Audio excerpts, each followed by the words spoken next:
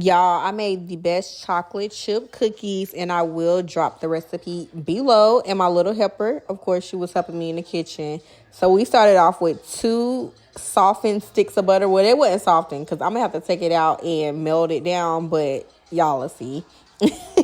Then you want to go in with 1 1/4 cup of light brown sugar and a 1/2 cup of white sugar and mix it together. But like I said, this butter was not fully thawed out. It was a little soft. So I just ended up removing it, putting it in like a container like that, cup, just to melt it down a little bit so it could be softened.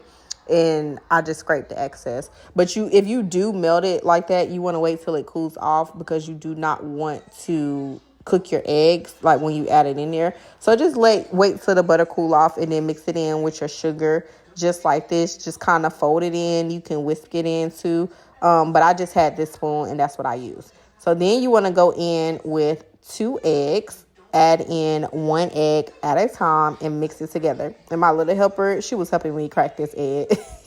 But make sure you mix your eggs really well for this recipe, because the cookies, the way that I've learned to perfect them, y'all, you got to make sure that it's kind of sticky a little bit. So you want to whisk in your eggs a lot and then fold in the flour. That's what's going to help. And those chunks you see there are just the chunks of butter, but it eventually melted as it set more on the countertop. And then I went in with a teaspoon of baking soda, a teaspoon of salt, and a tablespoon of cornstarch. And you'll see me add all of that and mix it in as I'm adding it one by one. And my little helper, she was doing that part. And then I did end up adding 2 teaspoons of vanilla as well, and then mixing that all together. You can also add in vanilla instead of vanilla extract, but I just had vanilla extract, so that's what I added in. And then for this recipe, I added like 2.5 cups of all-purpose flour.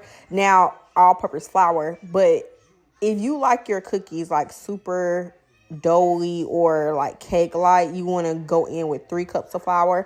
But I wanted the Subway cookie effect, the thin, crispy on the end, boneless, kind of what John Nice be saying.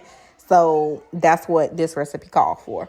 Then I went in with some chocolate chips, milk chocolate. You can add however many you want. You can add macadamia. You can add white chocolate. It does not matter. For this recipe, I just use regular chocolate chips.